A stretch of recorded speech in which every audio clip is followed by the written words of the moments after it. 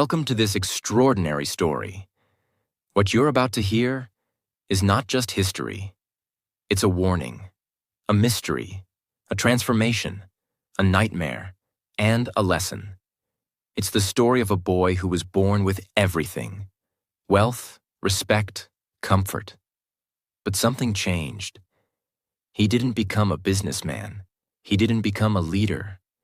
He became the most hunted man in modern history. A man whose name made the whole world freeze.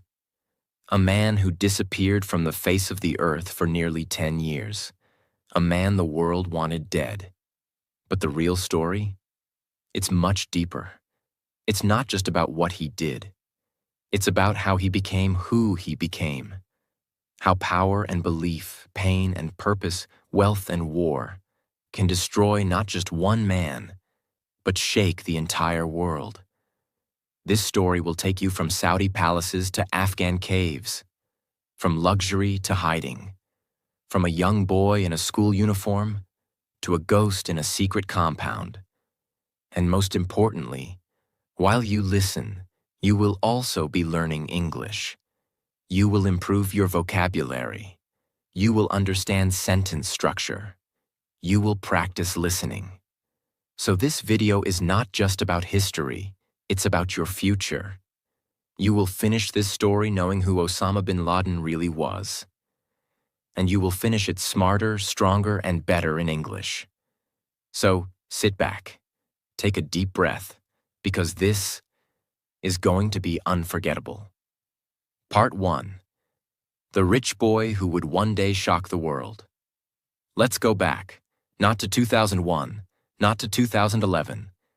Let's go back to 1957. That's when Osama bin Laden was born, in Riyadh, Saudi Arabia. But he wasn't born in poverty. He wasn't born in a tent or a war zone. He was born into luxury. His father, Mohammed bin Awad bin Laden, was not just rich. He was one of the richest men in Saudi Arabia, a construction tycoon, a man trusted by the Saudi royal family. In fact, the bin Laden family was like royalty without being royal. Imagine palaces, private drivers, servants, expensive food, big houses. That was Osama's world from the very beginning. But here's the strange part. Even though he had money, Osama was different. He was quiet, shy, polite, serious. He didn't laugh loudly. He didn't cause trouble. He wasn't like the other rich kids. He studied at Al Thagr Model School in Jeddah. It was a school for the elite. Wealthy families sent their children there to prepare for success. But even there, Osama was more religious than others. While most boys played football and watched TV, Osama read the Quran and memorized verses. He was already starting to believe that life should be about something bigger. Osama wasn't violent. He didn't talk about war or killing. But he believed deeply in Islam, and not just practicing it. He believed in the idea of fighting to protect it. Teachers said he would ask deep questions about religion. He would stay silent during lunch, thinking. He didn't chase girls. He didn't skip class. He looked like a normal, serious boy. But inside, he was building a belief system. By the time he was 17, something big happened. The world around him changed. When Osama was still a teenager in 1979, the Soviet Union invaded Afghanistan. It was a major global event, and many Muslims around the world saw it as an attack on Islamic land. That was the moment Osama changed. He decided that he couldn't just stay rich and silent. He wanted to fight. He left his comfort. He left his family. He left the air conditioning and the wealth and the servants, and he went to Afghanistan. There he trained with the Mujahideen, Muslim fighters resisting the Soviet army. He wasn't a good soldier at first. He was skinny, not very strong, not a trained killer. But he had something powerful. Money plus belief. He used his family's wealth to buy weapons, build training camps, and recruit fighters. He started gaining influence, respect, attention.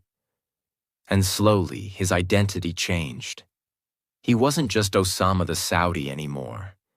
He was becoming Osama the warrior, Osama the leader, Osama the believer.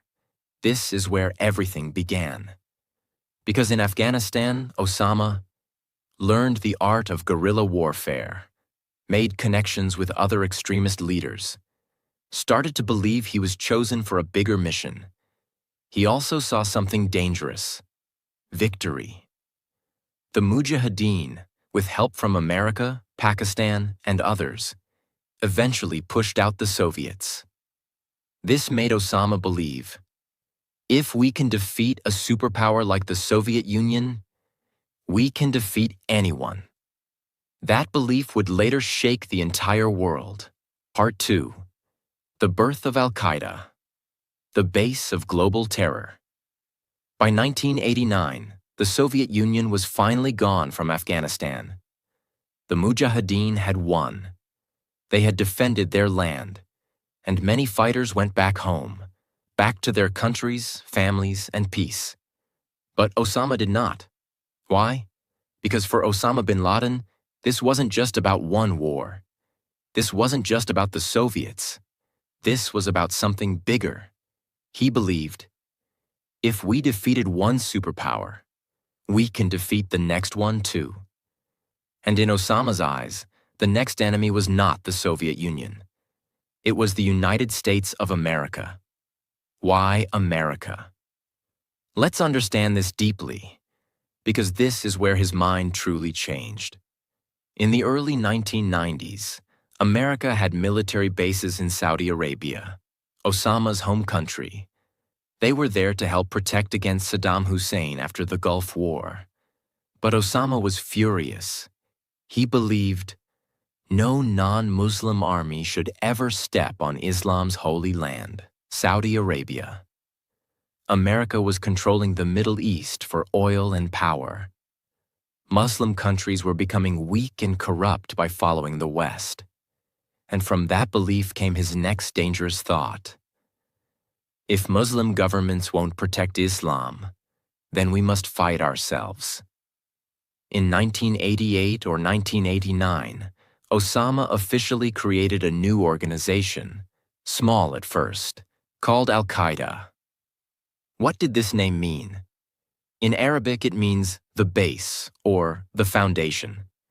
To Osama, it was the base of a global Islamic army, not just fighters in Afghanistan, but across the world. He started recruiting fighters from Egypt, Sudan, Pakistan, Yemen, Algeria, Iraq, and more. Many were angry young men, frustrated with their governments, poor and easily influenced. But Osama was not just a fighter now. He became a speaker, a strategist, a teacher of dangerous ideas. He created training camps, mostly in Sudan and Afghanistan. He taught how to make bombs, how to fire weapons, how to disappear, and most dangerously, how to hate. Before September 11th, Osama and Al-Qaeda tested the world. Let's look at the early attacks. Many people don't even know these happened. 1992. Yemen hotel bombing.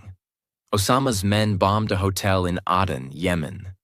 The target was American soldiers. But they missed. Still, this was the first official attack by Al-Qaeda. 1993. World Trade Center bombing. First attempt. A truck bomb exploded in the basement parking of the World Trade Center in New York. 6 people were killed, over 1,000 injured. It wasn't directly done by Osama, but the attackers were linked to his network. This showed America is now a target. 1998, U.S. embassy bombings in Kenya and Tanzania. 2 truck bombs exploded outside American embassies. 224 people died, thousands injured. This attack was 100% planned and executed by Al-Qaeda. It was the moment the world realized This man is serious. This group is global. 2000. USS Cole bombing. A U.S. Navy ship stopped in Yemen for fuel. A small boat, full of explosives, crashed into it. 17 American sailors killed. Osama claimed responsibility. Around this time, Osama began releasing video messages. You may have seen them. Sitting in a cave, wearing military clothes, speaking calmly but with deep anger. He spoke in Arabic, but the world translated every word. He said things like, "America is the enemy of Islam. We will continue to attack until they leave our lands. Jihad is the duty of every Muslim." But here's the terrifying part.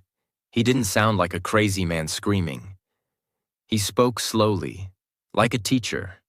He smiled sometimes. He looked calm, almost like a professor. That's why so many young, confused men believed him. He wasn't just killing. He was brainwashing.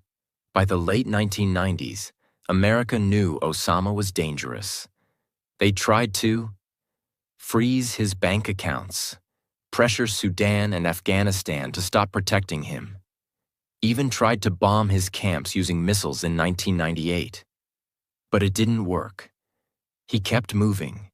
He kept training. He kept building his army. He kept planning. And deep inside the mountains of Afghanistan, Osama had started planning something so big, it would change the world forever. The plot of 9/11 begins. Late 1999, early 2000. Osama brought in a special group, known later as the Hamburg Cell. Men from Germany, Egypt, and Saudi Arabia. He gave them a mission. Learn how to fly planes, not to fly them in the sky, but into buildings. They trained in Germany, Malaysia, and finally, the United States. They went to flying schools in Florida, Arizona, and other states. They lived normal lives. Nobody knew their plan. Nobody suspected anything. Osama funded the entire operation. He gave orders from Afghanistan, and he waited. In August 2001, Osama recorded a secret video. He smiled. He said, "Something big is coming. America will never feel safe again." And then he vanished into the mountains. Part 3. The day the world stopped. September 11th, 2001. It was a Tuesday. Just a normal, quiet, sunny morning in the United States. People were getting ready for work. Children were eating breakfast. Flights were taking off as usual. The world looked peaceful. But deep inside that calm, something unthinkable was about to happen. Because on this morning, Osama bin Laden's master plan would finally unfold. The plan he had worked on for years. The plan that had trained 19 men to die. The plan that would make him the most feared man alive. Let's walk through that day, not from far away, but step by step, minute by minute, exactly as it happened. 5:45 a.m., Boston, Massachusetts. The first two hijackers, Mohammed Atta and Abdulaziz Al-Omari, passed through airport security at Logan International Airport. They looked like any other passengers, calm, silent, focused. They boarded American Airlines Flight 11, heading to Los Angeles. But they had no plans of landing. At the same time, other teams of hijackers boarded United Airlines Flight 175, American Airlines Flight 77, and United Airlines Flight 93. 4 planes, 19 men, 4 deadly missions, 8:14 a.m. Flight 11 is hijacked. Inside Flight 11, the attackers stood up. They stabbed flight attendants and pushed passengers to the back. Mohammed Atta took control of the cockpit. He turned the plane south, toward New York City. At exactly 8:46 a.m., people on the streets of Manhattan looked up, and saw something horrifying. Flight 11 crashed into the North Tower of the World Trade Center. The impact was massive. The plane exploded on contact. The building caught fire instantly. Glass, steel, smoke. Everything rained down. Thousands of workers were inside, but people still didn't know what happened. News anchors thought it was an accident. No one imagined it was terrorism. 9:03 a.m. The second hit. 17 minutes later, as the world watched in shock, Flight 175 approached. This plane smashed into the South Tower, live on television. Now there was no doubt. This wasn't a mistake. This wasn't a crash. This was a coordinated attack. In that moment, the entire world changed. 9:37 a.m. The Pentagon hit. Meanwhile, Flight 77 was flying low near Washington, D.C. It crashed into the Pentagon, the headquarters of the U.S. military. The building exploded. Walls collapsed. Smoke filled the air. The heart of American defense was burning. 9:59 a.m. South Tower collapses. The South Tower hit second, suddenly collapsed. Just 56 minutes after impact, it came down in a cloud of smoke, metal, and screams. People ran through the streets as the ground shook. Emergency workers were buried. The skyline of New York was vanishing. 10:03 a.m. Flight 93 crashes in Pennsylvania. The fourth plane, Flight 93, never reached its target. The passengers had received news on their phones. They knew what had happened to the other planes. They fought back. They stormed the cockpit, and the hijackers crashed the plane into a field in Shanksville, Pennsylvania. Everyone on board died, but their actions saved the U.S. Capitol from being destroyed. After burning for 102 minutes, the North Tower also collapsed. New York disappeared under smoke. Ash covered the streets. Firefighters screamed for help.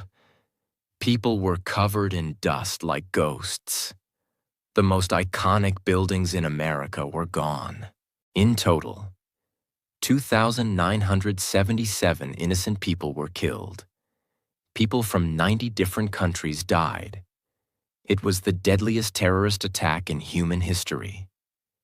As the world watched the news, searched for loved ones, cried in silence, Osama bin Laden was in Afghanistan, hiding in the mountains. He didn't speak at first. He didn't take credit publicly. He waited. He wanted the world to feel fear before he admitted anything. But behind the scenes, he was smiling. According to people close to him, he said, "America is weak. We hit them in the heart, and they fell like a house of cards." Later, a video was discovered, not meant for public. In it, Osama laughed and described how the buildings fell better than he imagined. That video confirmed he was the mastermind. America changed overnight. Flights were grounded. Military forces were put on a high alert. Families searched for bodies. People wrote names of missing loved ones on walls.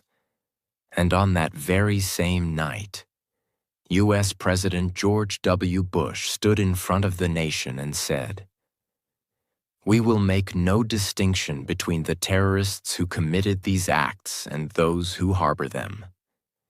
The United States quickly discovered that Osama was hiding in Afghanistan under protection of the Taliban, a strict Islamic group ruling the country.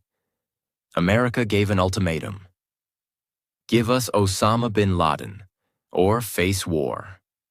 The Taliban refused, and so the War on Terror officially began. On October 7, 2001, less than 1 month after 9/11, America, along with allies like the UK, began bombing Afghanistan. The goal was clear: destroy the Taliban, kill or capture Osama bin Laden, crush al-Qaeda. But Osama was already on the run. He knew the mountains, he knew the caves, he had money, he had protection. So as American bombs hit Afghan soil, Osama vanished. He hid in Tora Bora, a mountain region full of caves. He moved silently, used secret tunnels, paid locals for silence. Even when US forces came close, he escaped. And just like that, Osama bin Laden became the ghost of the mountains. For the next 10 years, the world would search for him. But he was gone. Watching. Waiting. And still believed to be dangerous. America was ready to do anything to find Osama bin Laden. The world's most powerful military had entered Afghanistan. Thousands of soldiers were searching every cave, valley, and village. But he was gone. Not dead. Not captured. Just vanished. The man who destroyed buildings in New York was now hiding somewhere in the rocks and dust of Afghanistan. Let's now uncover every single move Osama made during those 10 years of hiding, and how the CIA began putting the puzzle together, piece by piece, until they found the unfindable. In December 2001, American troops discovered something big, a network of deep caves in the Tora Bora Mountains, near the border of Afghanistan and Pakistan. They believed Osama was inside. He was. US jets dropped massive bombs. Special forces searched cave after cave. Afghan fighters helped, but Osama slipped away, likely through secret tunnels, possibly on foot or mule, across the snowy mountain trails into Pakistan. It was the perfect escape. And from that moment, the trail went cold. For years after September 11th, America thought Osama was still somewhere in the tribal areas between Afghanistan and Pakistan. The CIA, along with Pakistani intelligence, ISI, searched caves, villages, phone records, satellite images, human sources. But nothing worked. Osama had become a ghost. No phones, no internet, no travel, no trace. Sometimes audio tapes or video recordings appeared. He would talk about the war, about America, about Islam. But he never said where he was, and by the time the videos were verified, he was already long gone from that location. Let's look at how Osama survived without being found for nearly a decade. 1. No electronic communication. He didn't use phones or emails. All messages were hand-delivered by trusted men called couriers. 2. No digital footprint, no internet use, no social media, no photos. His face became invisible to technology. 3. Safe houses and secrecy. He moved between different safe houses across Pakistan. These homes were usually in quiet towns, not in major cities or airports. 4th, loyal inner circle. Only a few people knew his location. These people were loyal, deeply religious, and believed he was on a holy mission. Even though Osama was hiding, Al-Qaeda continued to operate. They inspired new terror groups in Iraq, Africa, and Southeast Asia, claimed responsibility for Madrid bombings, 2004, and London bombings, 2005. Released messages through Osama and his second-in-command, Ayman al-Zawahiri. Al-Qaeda had become more than a group. It was now an idea, spread across borders, carried by hatred, and powered by Osama's legend. Even though he was invisible, his influence was alive and expanding. After years of failure, the CIA changed its strategy. They stopped looking for Osama directly. Instead, they started searching for the people around him, his messengers, bodyguards, and couriers. One name stood out: Abu Ahmed al-Kuwaiti. He was a trusted courier, known to deliver Osama's messages. For years, the CIA tracked him, watching phone calls, emails, movements, slowly building a picture of his life. But no one could find where he was going. Until one day in 2010, something finally changed. The CIA found that al-Kuwaiti was living in a quiet town in Pakistan called Abbottabad. But what caught their attention was the house he lived in. It wasn't normal. It was strange. It was hiding something. Let's describe it fully. It was 3 stories tall, surrounded by high walls. The compound had no internet and no phone lines. There were barbed wires, 2 security gates, and few windows. Even the trash was not put outside. It was burned inside the compound. Inside, there were many children and women, but the family never went out. There were no visitors, no social life. The neighbors found it suspicious, but they never reported anything. Why? Because in that part of Pakistan, people don't ask too many questions. Through weeks of watching the compound with satellites and local agents, the CIA noticed a tall man walking on the 3rd-floor balcony, always alone. He never stepped outside. He never spoke to anyone. He looked like he was in charge, but they didn't have a photo. They didn't have proof. Still, the CIA believed this could be Osama bin Laden. In 2010, US President Barack Obama was briefed. His intelligence team said, "We have found a house. We believe Osama might be inside, but we're not 100% sure." It was risky. What if it was the wrong person? What if Pakistan got angry? What if it failed? But Obama made a decision. If this is him, we will go in and get him. We can't wait anymore. So they began to plan the most secret and dangerous mission in modern history. In a top-secret building, a team of experts designed a full model of the Abbottabad compound. They studied building structure, wall heights, room positions, escape routes. They selected the best soldiers from SEAL Team 6, the most elite unit in the US military. For months, they trained using an exact replica of the compound. Every entry, every door, every room.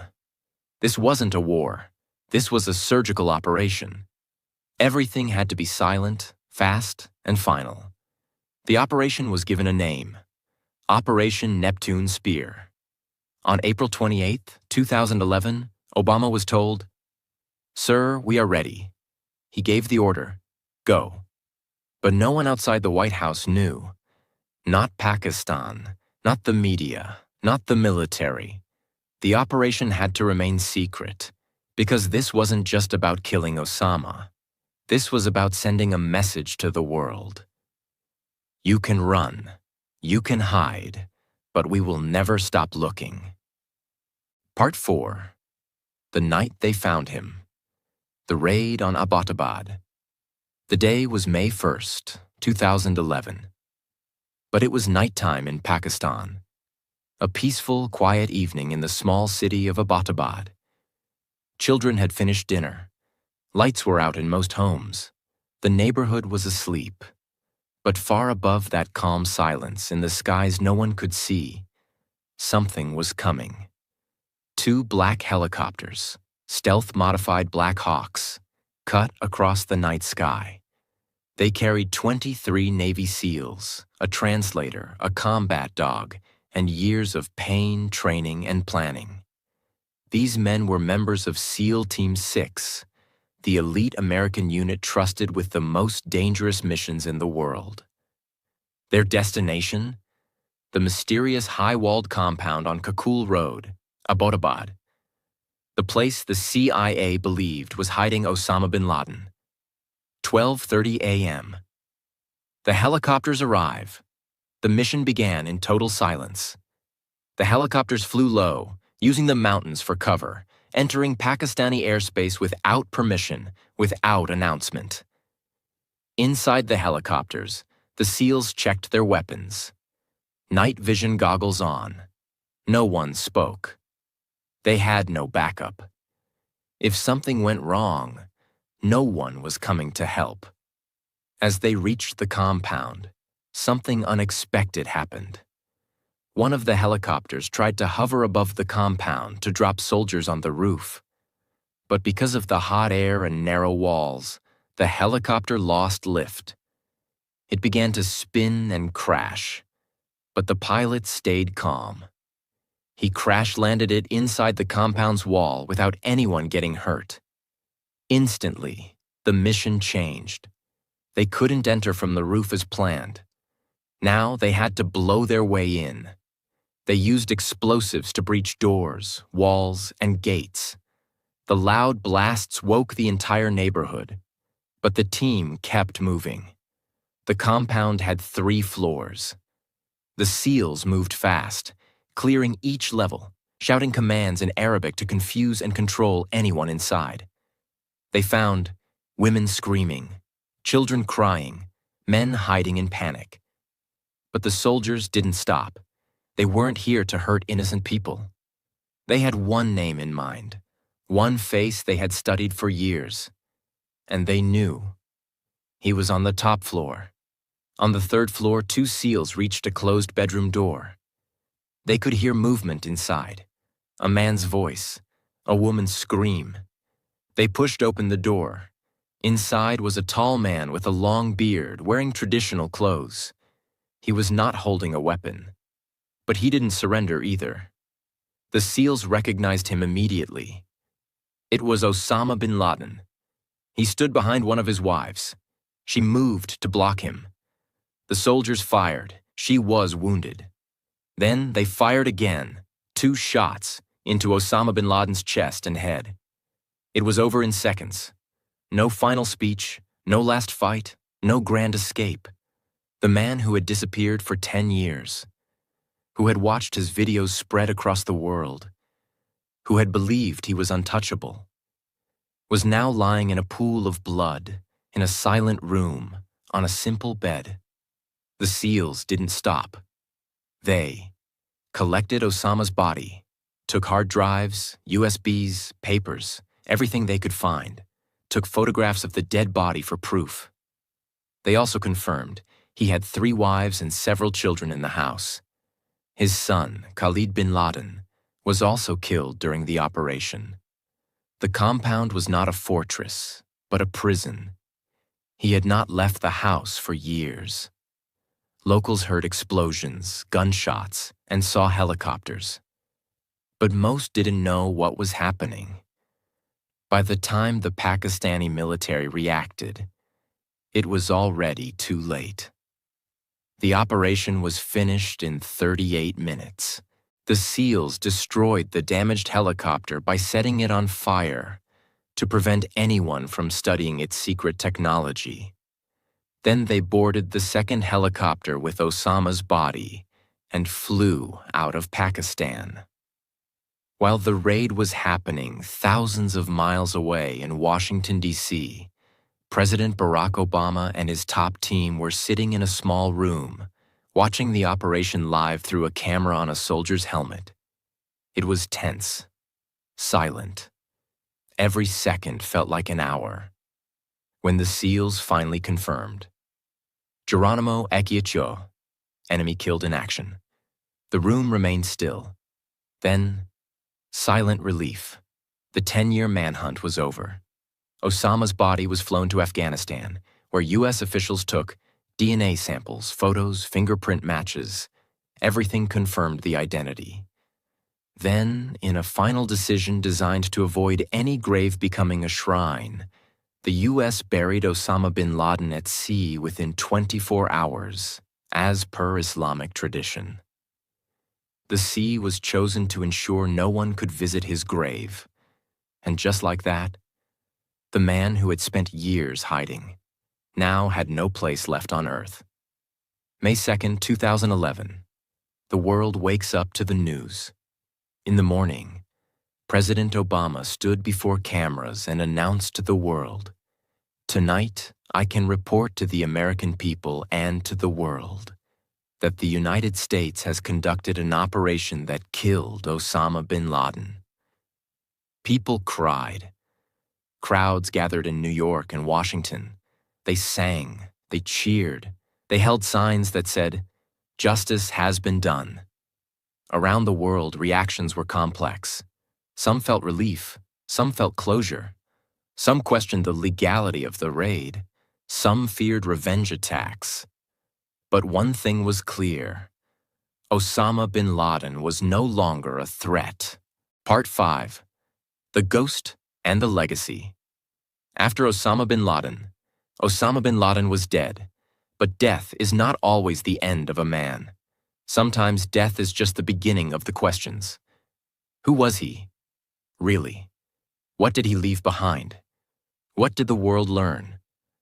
And most importantly, why do his ideas still echo in the dark corners of the earth?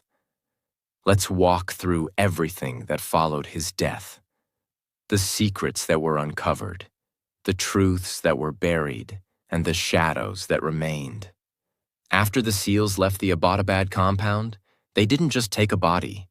They took over 5 computers, more than 100 USB drives, hard drives, papers, handwritten journals, letters, DVDs, flashcards. It was the largest intelligence haul from a single terrorist target in history. The CIA and FBI worked day and night to read, translate, and analyze everything. And what they found inside those drives was shocking. Behind the walls of his compound, Osama lived a double life. He was not just hiding. He was planning, writing, recording his thoughts. From his journals and files, we learned he was still in charge. Even though he hadn't stepped outside in years, Osama was still giving orders to al-Qaeda groups in different countries. He sent letters to leaders in Yemen, Somalia, Iraq, and North Africa. He gave them instructions on who to target, when to attack, how to recruit young fighters, how to spread propaganda. He was the invisible leader, like a general working through messengers. He was afraid of technology. Osama warned his men never to use phones or internet. He believed drones could track signals. He feared satellites, tracking devices, and spies. That's why his compound had no Wi-Fi, no telephone, and no TV antennas. Every message was delivered by hand. It was slow, but it protected him for years. He worried about al-Qaeda's future. In his private letters, Osama expressed concern that al-Qaeda was losing its image. He believed that too many innocent Muslims were being killed in attacks by regional leaders.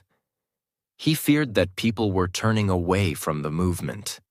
He even wrote about rebranding al-Qaeda to gain more sympathy from the public. It was strange. The man who planned the deadliest attack in history was now worried that his group was becoming too extreme. He was planning more attacks. Perhaps the most disturbing detail. He was actively planning more attacks, even while in hiding. He suggested targeting trains in the United States, major global events, political and military leaders, high-value business and economic targets. Even in isolation, his mind was working like a general, cold, strategic, focused. His family inside the compound. What happened to them? When the raid ended, Osama's wives and children were captured alive. There were 3 wives, several daughters and sons, 2 young boys who had never left the compound in their life. They were handed over to Pakistani authorities, and later, some were sent back to their home countries. His youngest wife, Amal, from Yemen, was shot in the leg during the raid but survived. She later told investigators, Osama never left the house. He spent most of his time reading, praying, watching old videos. He told his children never to look out the windows. To the children, the compound was not a prison. It was their world. They didn't know there was a world outside. They never went to school. They never had friends. They never knew why the lights had to stay dim and why their father was always afraid. After the raid, one question shook the world. How could Osama bin Laden live in a military town for years, and no one knew?